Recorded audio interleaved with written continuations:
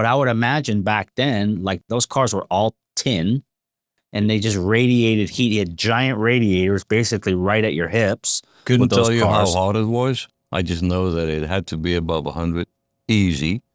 Inside, I had 2 races in my life where I was dehydrated, and I literally could not feel where the pedals were.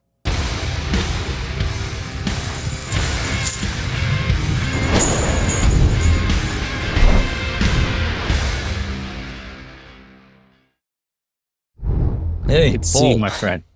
Good to see you here. Yeah. This is a cool deal. Yeah, this is our first really in studio. We've been doing all this by Zoom calls, so this is a pretty cool deal.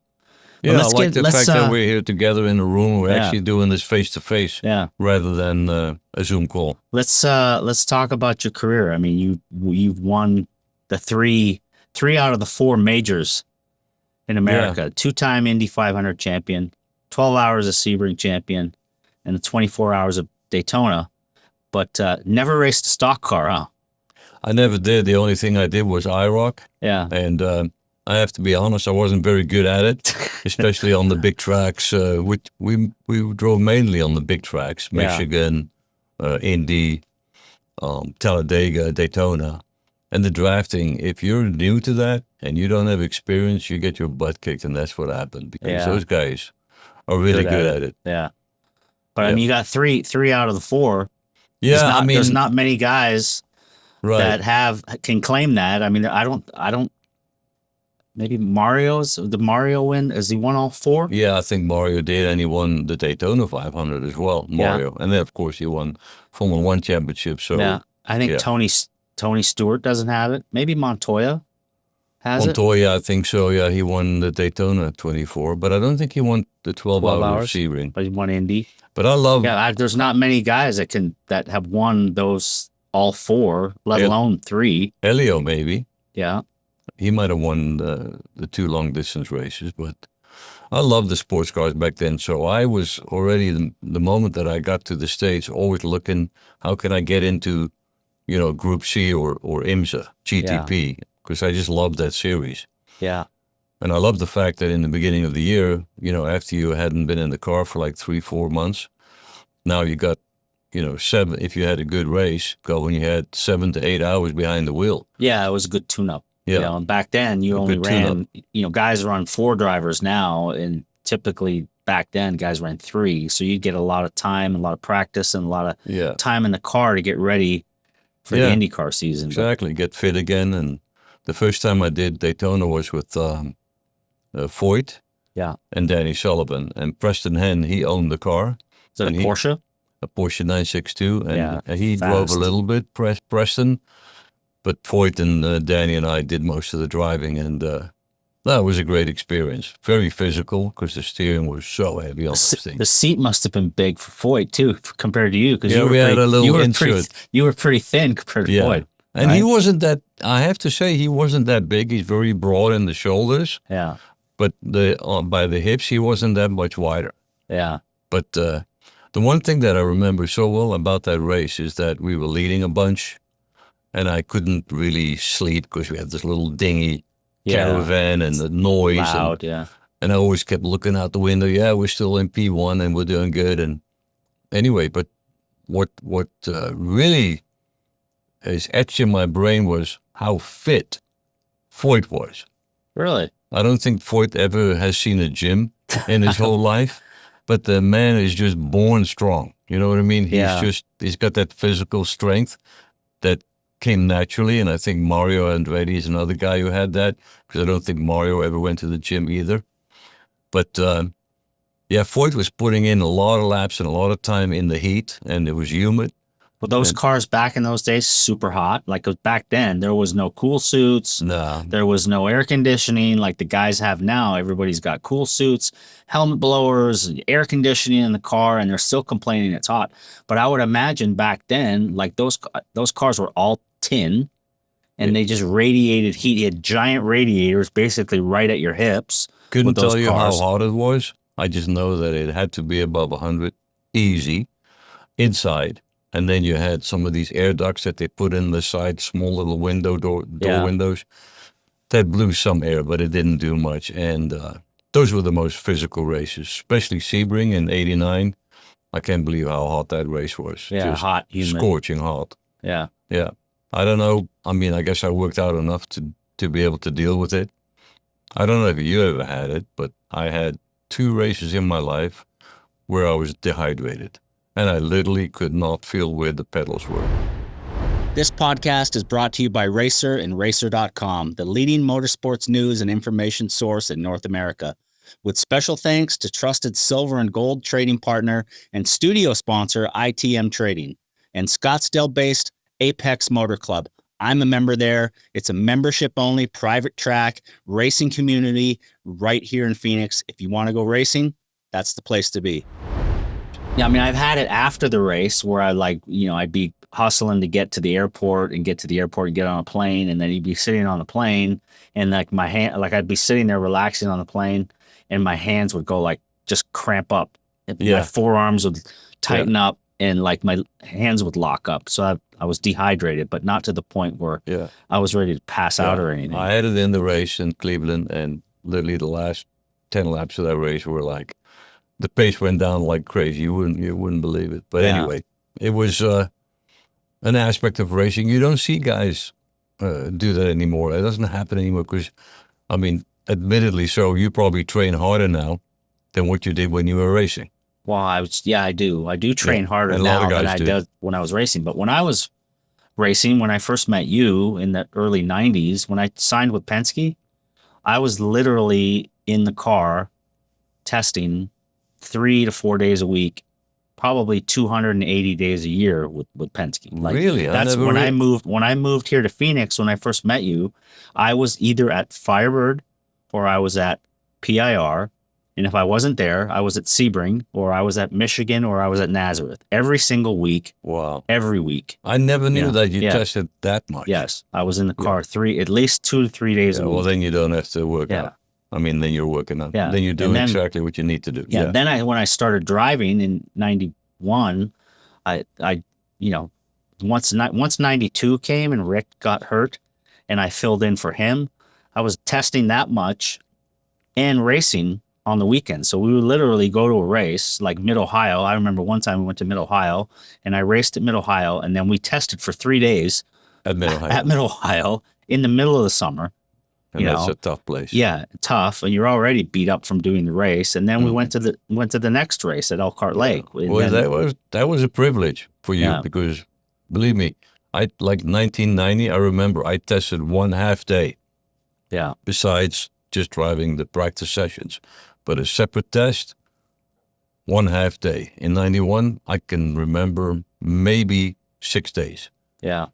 So that was when I was at Penske, we tested all the time. It was all the time because they had a whole separate test team, car, crew, everything was like crew chief, engineer. There was a complete separate team, and the race trucks would leave and the test truck would come with a whole separate crew, and Paul would stay behind, and Emerson would leave on his jet and then go back to Brazil for a couple of days. A lot of times Al couldn't make it, so then you had to jump in for that. True story. But let's go back to the beginning of your career, because you started out, and your dad raced in Holland and was a competitive racer when you were a kid, but then you took over for him. So how did that start?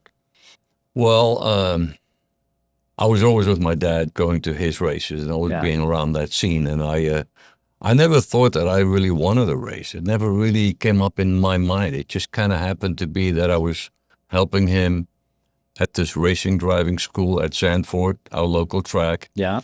And in the winter months, come rain, sun, snow, it didn't matter. The racing school always happened. Even if the track was covered in snow, the school happened. And we would maintain those race cars, the Formula Vs and the Formula Fords, for that school. My dad and I would get those things up and running in the morning. Yeah. We'd be at the track at 6 in the morning, make sure cars were filled up, to the tires, and get them running. And basically, the owners of that school said, hey, if Arie wants to drive, we'll give him the school for him helping out, getting the cars ready. So I got a free school out of the deal. I go like, yeah, I'll try it. Yeah. And that's how I started in old Formula V. Yeah. And I was 18. And I loved it right away. And we first you drive behind another guy, an instructor, and learn the lap. And then they finally let you loose, like on the third school day. They go, okay, now you guys have an open track. You're on your own. And then, of course, they time everybody. And I was the quickest of the group. They're all obviously rookies. But they welcomed me back in the pits like I just won the Formula One race. Like, oh, you know, I'm like, oh, man, I'm good at this, you know. Yeah, so you start out, you're pretty good right away. You won some championships, Formula V, and then you'd go Super V, which Super V in those days, I don't know if a lot of people know the new audience, but Super V was like, they were faster than an F3 car. Didn't have more power and a big underwing compared to a... Well, they were actually similar to an F3 car, except they had more power. Yeah. But they usually, in the States, they had good tires. Yeah. In Europe, we ran the Dunlops, which was slower than the Goodyears back then. But that was the only difference, really. Yeah. So you were a European champion, 77. And I actually, in a Super V, I broke the Formula 3 track record at Zandvoort. And you know Zandvoort was a really quick racetrack. Yeah. And so, yeah, they were great racing cars. Yeah. Yeah, I won the European Championship in the Super V. But I drove in that class way too long. I never was able to progress to Formula 2 because with that, you needed a budget and we didn't have it. And well, that was where I was going because I was looking in the pictures of your book and you've got lots of pictures of you doing Formula 3 and you're racing. You know, you won the European Championship Super V. I would imagine the competition was high because those cars were fast. It was good. And then Formula 3, there's pictures of you racing with Mansell and Prost and Derek Daly. And you're racing Formula 2 with those same guys. What happened there? All those guys went on to Formula 1. I know, but it didn't happen for you. But you were competitive. I see the pictures in the book where you're on the front row and you're racing with Prost, and all those guys went to Formula 1, but what didn't happen there? A combination of not finding the sponsorship, not being. I mean, I ran with those guys up front, but it's not like I won 5 to 6, 7 races in a row like Prost did, you know. Yeah. And of course, in France back then, they had a great feeding system for the young drivers. Like Prost went through all the categories with full-blown sponsorship from Elf, and we didn't have that in the Netherlands. It was tough. Yeah. For us to succeed then was hard financially. And I only did one race of Formula 2 because Marlboro, my sponsors from the racing team Holland, they sponsored a race for me to compete in Zandvoort. So it was always, you know, scrambling things together, but it was never a great program. So I just got stuck in the Super V and I was driving outdated cars, and I'm like, man, I'm getting a little sick and tired of this. And I nearly retired in 82.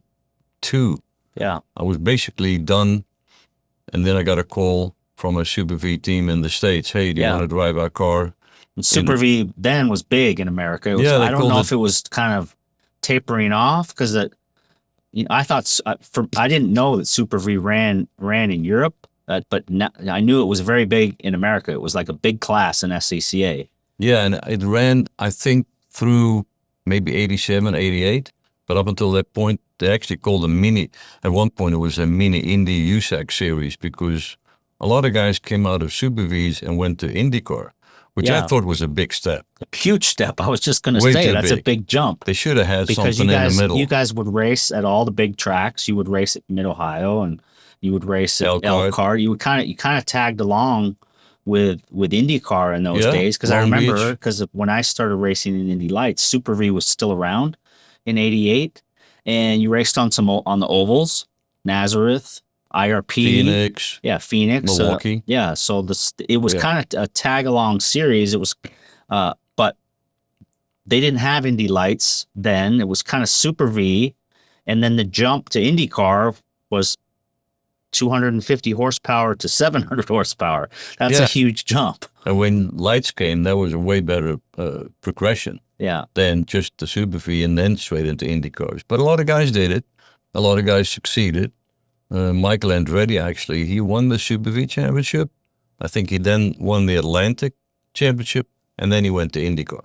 Yeah. And the Atlantic was a car with a little bit more horsepower than Super V. They were not much quicker, like at Elkhart. It was basically kind of the same thing as a Super V with a bigger tire, right? Right. I think they might be 2-3 seconds quicker at Elkhart, for instance. Yeah. But anyway, I drove those things like literally 8-9 years. I got to the point where I could drive those things with my eyes closed. Yeah, so you were like a Super V expert. I mean, I was an old guy. You think about my age, and you think about guys like the young guys like now, like Malukas and VK when they came in at 19, and more guys. Yeah. I mean, I was literally 30 and I was still driving Super Vs. Really?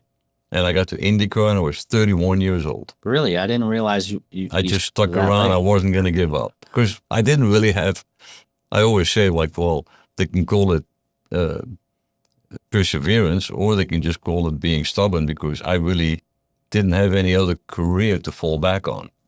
You know what I mean? Racing was what I did and all I knew. Well, let me ask a question here because a Super V was a low power car and it was a car that had a little tire on it. And if you slid the car, it would just kill your lap time. You had to really set that thing up on rails. It had to be just like everything had to be right because it was a momentum car, right? Yeah. And when I look at your success in an Indy car, obviously you're excellent at Indianapolis and super speedways. And do you think you were able to get the speed out of an Indy car at those kind of tracks? Because those tracks, if you slide or do anything, then it just kills the lap time. No, I don't remember, and I know I didn't because I have enough pictures to prove it, but I drove the Formula 3 cars and the Super Vs. I was maybe 2 sideways. Yeah. Because I would, instead of lifting for a pretty fast third gear right-hander, lifting and going through smoothly, I would keep my foot in it and just go sideways to scrub off speed at certain places, I remember. But of course, smooth is always better, but sometimes it didn't always work out that way. But I have to say that the ground effects, if you want to call it that, in a Super V, they only really started to become effective and important like in 83, 84. So up until that time, all those Super Vs I drove, we were sideways quite a bit. Yeah, well, the later Super Vs had skirts and everything on them. Exactly, right and those are the ones that I won the championship in. Yeah. And oh, like at Milwaukee, we were able to go flat around Milwaukee, but you had to be very precise and not put a lot of lock into it.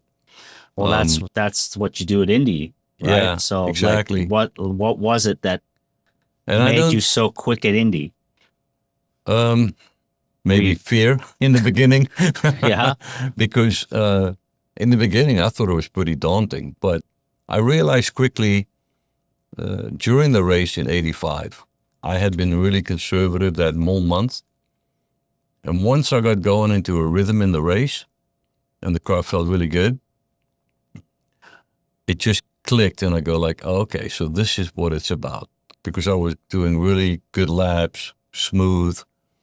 And that's the whole thing about Indy is the weight transfer, how you feel it, but you also make it happen by how you turn in. Mm-hmm. So a lot of guys will turn in really abrupt or quickly.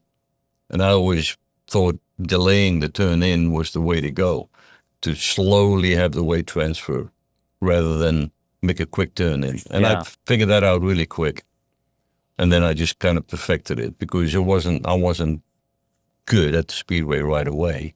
I was okay. You still, you have the pole there. You have the fastest speed ever done still. Yeah, but the first year I was very but I mean, cautious. In general, what was your, like my thing, on super speedways, I was never that detail orientated. I was like, okay, just get me a car that's comfortable and it's okay.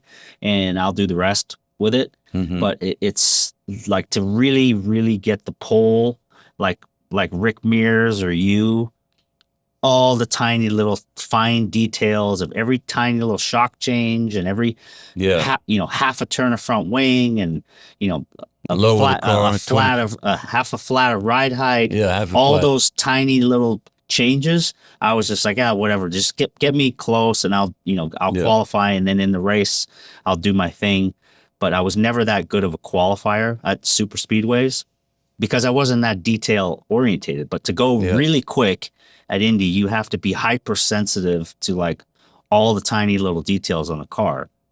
Yeah, and you have to know what you have underneath you, so you can make it more comfortable, and you can add a little bit more downforce, and then you just stick it in the show, qualify in the third row, and forget about, like you said, forget about the details, the little nuances that make a car turn in just a little bit better, but it doesn't upset the rear.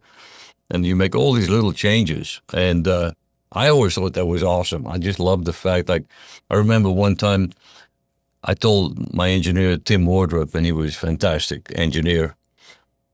I go, when I turn in, it just feels like the right front just does a little bit of dip in. And it just doesn't make me feel 100% comfortable. And he added a click of like right front bump. Mm-hmm. And that just changed everything. I mean, it made the car phenomenal, which is amazing, right? One click. Yeah. And there's a shock has 20 or 30 clicks of adjustment, and that one click made the difference. And we were at that point, you get working on it, and then that's it. And man, then I could just turn in, and I didn't have to be a little cautious. I could just turn in with the confidence that it was going to be okay. Yeah. And it's like taking the rear wing out. Like I remember 99. We were working on the car, and the car was absolutely great. And I think I thought to myself, I can get Paul today. But then I came in the pit to make a change to the rear wing to take a little bit out. But then when you take a little out, you want to lower the car again, let flat, all that together. And as I left the pits, the checker came out, and then they got on the radio. They said, the checker is out. I said, yep. So then I left the pits as hard as I could, come out of turn 2, pit exit as hard as I could, flat into 3, flat into 4, and then I had to come in because the checker was out. I couldn't run it again. And so I had a half a lap with that setup. And then Tim goes, well, what do you think? Should we leave it in for qualifying? I go, yeah, I think we're good. Well, you can feel it in one corner, right? Right. You kind of know. Yeah, but the trick is it going to last 4 laps? When it was already that low downforce setup, then it becomes a little tricky. So a lap would have been better. But anyway, I said, yeah, it's good. I think we're good. And then I went out and got the pole by the narrowest of margins. So it was cool.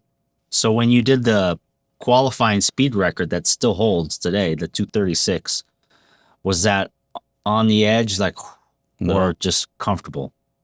It was super comfortable. We were trimming it out constantly, and we finally got to the point where Tim said, we could take the wing off. And I told him, F you, I'm not doing that. Yeah. You're not driving the car, I am. Yeah. Anyway, and it wasn't necessary. The wing basically is off because back in those days, even now they're running like negative. They're running lift in the rear of the car. I think that thing could take it off. Yeah. Yeah. Yeah. We were running -7 degrees. I remember that number. Yeah, which is lift. It's not any downforce. Yeah, he said if I take more out, it's just going to create drag. So yeah. No, that car felt really good. It was so balanced. It was amazing. That was the car with the one clicker bump on the right front. And people often think that speed is like scary and it was uncomfortable. It was the opposite. It was just perfect. And when you look at my qualifying run on Sunday where I set the records because we were disqualified the day before, I had to come back on Sunday and do it. So I played around every lap was a different line. I changed entering low, at high. I was all over the place.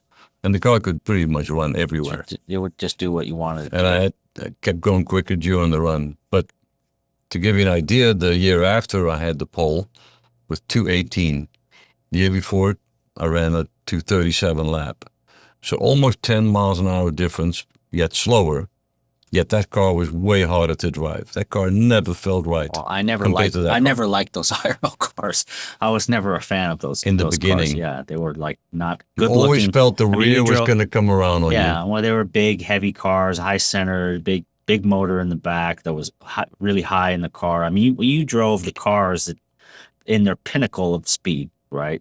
They were just looked like a bullet. They looked fast just when sitting there. When you got the new car in like 90, early 90s all the way up to 90, till the end, but the 2000s. I mean, those cars, when you get your new car and you'd look at it, man, you'd look at it and go, that thing just looks so fast. Yeah. Right. And then the IRL car came out, and I mean, it was so ugly. The IRL car was literally a big disappointment when you see it the first year, 97. Yeah. And then I got into it. I was the first guy to drive one at Phoenix. I was kind of the guy who tested it for the first time. And I was skeptical, and I go, okay, well, it does drive like an Indy car. It's just a bit slower. Yeah. But it definitely felt like an Indy car, but everything happened slower. Yeah. But then that didn't make it easier to drive, because now you had the heavy gearbox, like you said, and the big engine and all that weight in the back. And it always felt like this. The back just wanted to come around on you. I never had that solid feeling like I had with the other car. Yeah. So, and it was like that throughout in the race. The whole race, I was like on pins and needles. I mean, I literally was, back in the mid-90s, I would never get nervous in the morning before going to the track. But then once I started driving the IRL cars, I started thinking about a lot more stuff, because guys were getting hurt all the time. Did you think about, was that time to think about retiring? Absolutely, yeah. I actually wanted to retire after 97, but then it happened after 98. Yeah. So you're a son of a racing driver, and I want to talk about sons of racing drivers, because we know a lot. I mean, there's Mario and Michael, and there's Michael and Marco, and then you have your son raced. Mm-hmm. But was your dad tough on you? Because my dad was pretty tough. Like he expected a lot from me, and when he wanted me to, like, if anybody was racing, he'd be like, why'd that guy get by you after the race? Right? Yeah. He was always tough. But was your dad tough on you? He was tough, because I was afraid of him. Like, if I would crash a car, I was really afraid to go back to the pits, because he'd be like, he wouldn't hit me, but he was just so verbal. Yeah. Like, he just ripped me up and down. Yeah. Were you tough on Arie Jr.? No. One time I got really pissed with him because he crashed in Germany. We were in Hockenheim. Yeah. And it was really not his fault. It was actually the guy who owned the team. He put him on slicks too quick. It was just practice. And the track was still wet, and he caught some water into turn one at the left rear and spun and hit the wall. And I got all pissed off, but I really should have been yelling at the guy who put the tires on, but no. And then I said to myself, I'm not going to yell at him like that anymore. So that was the last time. It has to be really hard for, like, you were very, very famous, right, for winning the Indy 500. Mario, super famous. So for Michael, it must have been pretty tough to live up to his dad's name, to live up to Mario, but Michael did. Very successful champion. But Marco, having to live up to both names is a lot of pressure for drivers. Who being the son, the grandson, and I don't know if you were saying you weren't tough on your son, but there's a lot of pressure to live up to you, right? So what I tried to do is I tried to kind of leave him alone, to the point where he said, "Are you not interested in my racing?" I go, "Yeah, I am interested, but I want you to figure it out on your own." So I was kind of out of the shadows. I was kind of a step back. I didn't want to be that dad that's always there, on top of his kid, because, you got to kind of figure it out on your own a little bit. So that's what I did with him. Yeah. But then later I came back more involved, and I was spotting for him. But I was never that soccer dad type of guy all over his kid. No. You know me, I'm a calm person, so I wasn't going to change in that regard. being around him. Well, you know the Verstappen's really well, and Oh, yeah. Jos he's hard as hell on his son. He probably is 90% of the reason why Max is how Max is. Well, that's where I'm getting at. Do you need to be like, I know my dad was tough on me, and I had to succeed, or else your dad was tough on you. What I'm saying is, if were you too soft? If Jos would have been like me, I don't think Max would have succeeded the way he did. Yeah. You see what I'm saying? I was maybe too soft. Yeah. I was not aggressive enough. But some dads, well, you're like, naming the one guy that is famous for it. I don't know if this is true, but I mean, I've heard that, like, you know, the Verstappens well. I know Jos because I met him when I was racing go-karts when I was a kid, and obviously Max is phenomenal. But I heard that he had a bad go-kart race and his dad made him walk home from the track. Yeah, I've heard those stories, and I've heard stories where he would be so verbal with him, like it was unbelievable. Yeah, almost like child abuse.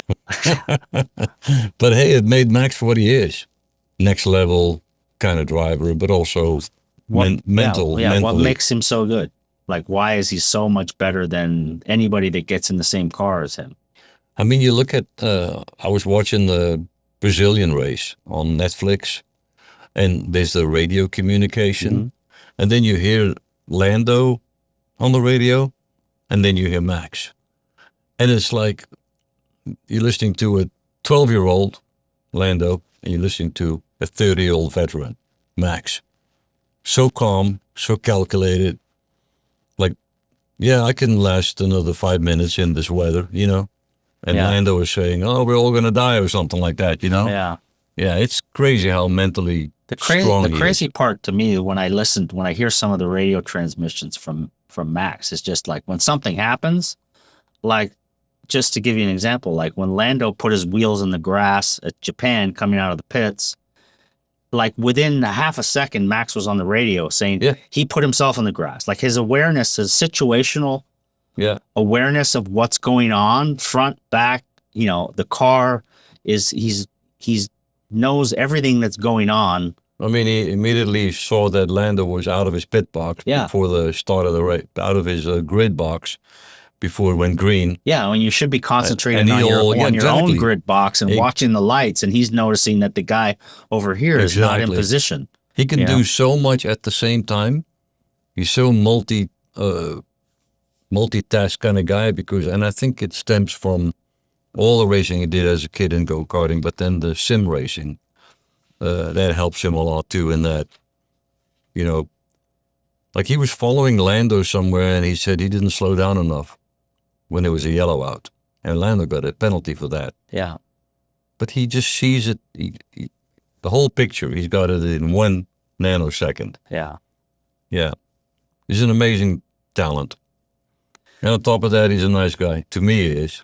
Well, he gets a bad rap. A lot of people think he's kind of a jerk to people, but he's so competitive and so fiery about his competition. But like, he's always been really nice to me. Like, I don't know him well, but every time I've met him, he's been super friendly to me, and you know, knows who I am, and he seems to know who people are, you know. And my racing was way before he was still a kid when I was. But racing. he knows a lot also about the history, because when I saw him in Holland, we were doing an event together, and he goes like, hey, how's Arie doing in the trucks? He says, I love watching those races. And I'm like, you're watching Arie Jr. in the truck races. I mean, so he's like not only interested, he's interested. He likes everything. Yeah.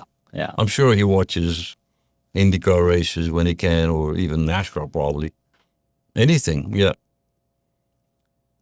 I would love to see him in an IndyCar. Yeah, I don't know if I mean I would too, but see, he says that he doesn't know how long he's going to do Formula One, or I guess it all depends on how competitive the car is, whether he stays with Red Bull, doesn't stay with Red Bull. Yeah. Anybody would have him, but he's worth so much now that it's just the numbers that you hear that he can demand is going to be insane if he moves to a different team. Yeah, it's like he said, it's not really about the money. I just want the best car. Yeah. I like that he said that. Yeah. And it's true. He doesn't need the money anymore. He's made enough. Yeah. But yeah, he's a cool guy. So how long have you been married now to Mika? It's been 44 years. 44 years. Yeah. My dad always used to say on his wedding anniversary, yeah, I've been married for 45 years, but the first 14 days were the best. So how do you pull that off?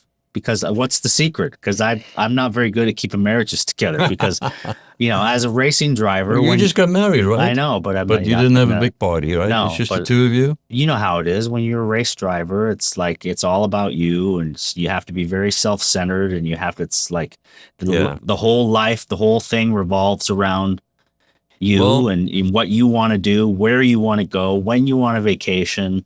Oh yeah, you're gonna miss family vacations. You're gonna miss. Yeah. All that stuff, and it takes. I missed the birth of Arie Jr. I missed the birth of. I missed Arie Jr.'s birth. She was about to deliver Junior, and I had to go to the States to do a race, and I went to the States. I wasn't going to stay home for the birth of Arie Jr. because I had a race to do.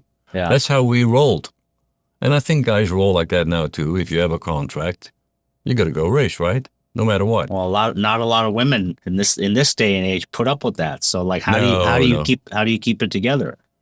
Well, I think we started off very simple. We didn't have any money. We were just normal and stayed normal, and I think that's a big plus. Not let success go to your head. Struggle through the bad times together and realize. What you have. Even today, I got a little spicy with her on the phone because I was pissed off about something else that just happened. I talked about with somebody on the phone. And then I called her back and I go like, hey, I got a little too mouthy because I was so frustrated about the other call that I just had. And it's not you. And then you're just done. So now I think we know how to balance that. Well, I mean, there must have been a lot of temptation because in the height of your career, you had the long hair, you look like a model. She was super hot. I always had a thing for her. When I first started racing IndyCar, I thought she was the hottest thing around. Well, she kind of was. She still is. But you go through those times, like in the 90s, you were like a household name. You were very successful, and you had this. You must have been trying to beat off the women with a stick. Well, she always went to the races with me. Yeah. She was around me as much as she could, although we had kids. So, and I think that was a good thing instead of just letting Arie do his thing and I'll stay home with the kids. So, yeah, I think she was very smart that way. Yeah. Yeah, it's always tough. But the biggest thing now, like even your son now is married, has making kids like crazy, and his racing career, although he's still racing, he became super famous on TV doing the Bachelor shows. So I mean, it's like I remember when he was young. I mean, he had girls here in Scottsdale nonstop, right? Yeah, he was kind of a player. Yeah. So, but now he's settled down. And he settled down. He's crazy about Lauren. She's crazy about him. It worked out great. Yeah. And the fourth kid is on the way. Wow. And his racing career was a tough one too, because although with a well-known last name, it helped a little bit getting money for the lower categories, but getting into IndyCar was tough. Yeah. Yeah, we couldn't put that together for him. So he only had one race in IndyCar, and that was it. Yeah. So he races for fun every now and then with the sprint car. He was racing a few weeks ago at Long Beach. I saw he was racing in the truck with Robbie. So he still does that with Robbie when Robbie does that. But I mean, he still enjoys. I've talked to him about the sprint car. That those are dangerous. Those aren't. I mean, you don't want to crash in one of those. I'll be happy if he bought that car, and he works together with David Hamilton Jr. David Hamilton Jr.'s team run it. But I'll be happy when he quits doing that. I'm not fond of him doing that at all. Just because he doesn't need it. He doesn't need a hobby like that dangerous. Yeah. As a hobby. Yeah. And not making any money at it. No. So, he got 3 kids at home, 4th kid, 4 kids pretty soon. He doesn't really need that. Yeah. So any of the grandkids you see racing? Is this grandson? That hasn't come up in my mind. No. But no interest from? No. Well, they're only 3, 4, and 6. Yeah, Three, but you four, know, and when the five. little kids that like to play with cars, is there interest No, in cars? No. no, I don't see any of that enthusiasm yet. But yeah, So so now you've been working with IndyCar now for a long time as the driving, like as the chief steward. steward. Steward. Chief steward is an old term. Okay, well, The steward. chief steward used to be like Wally Dallenbach, right? Yeah, In kart. I used to be in And trouble all then the time. it became now it's Kyle Novak. He is the race director. Okay, And both Max Pappas and I are stewards, and we deal with avoidable contact, blocking, conduct. conduct, anything, hitting each other in the pits or not hitting each other in the pits.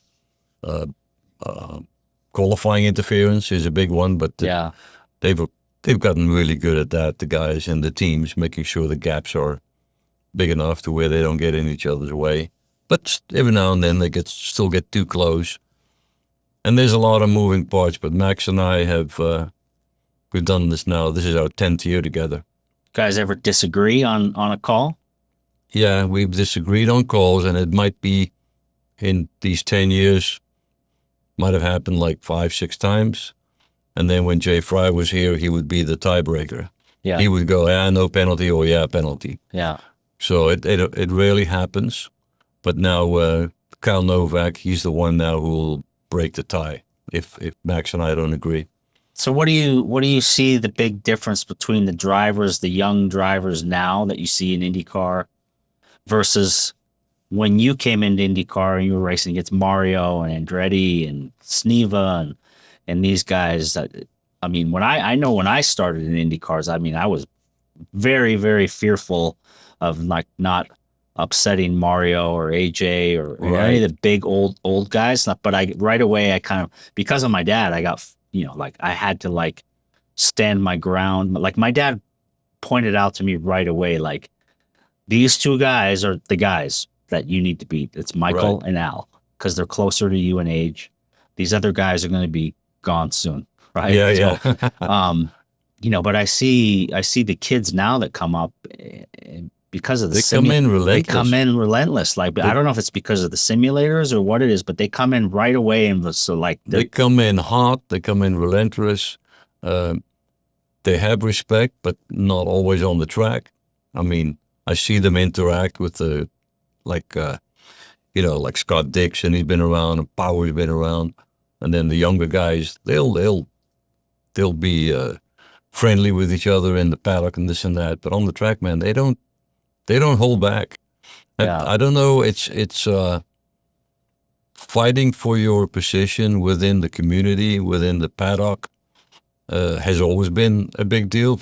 I know I went through that. You're always fighting for your position, but now they just they seem more relentless, but they also come in way better prepared. So they don't come in and take baby steps, because all those baby steps they take it on the simulator. Mm-hmm. And they work on the simulator, and there's all this data. They can tap into so much knowledge. We didn't tap into any knowledge. No, you went to a track, you walked it, and then you got after it. Now they've been on the track on the simulator for 10 hours before they come to the track. And like you said, you were not that interested in all the details. I had the same thing. I wasn't gonna go walk around the racetrack and look at every single curb and go like, well, maybe I should put my wheel here or there. Somebody told me you should go outside of turn, I think it's 7 in Laguna, where you go up, and you take that left-hander, and then you go to the corkscrew. Yeah. Somebody said, you should go check out what's behind that wall.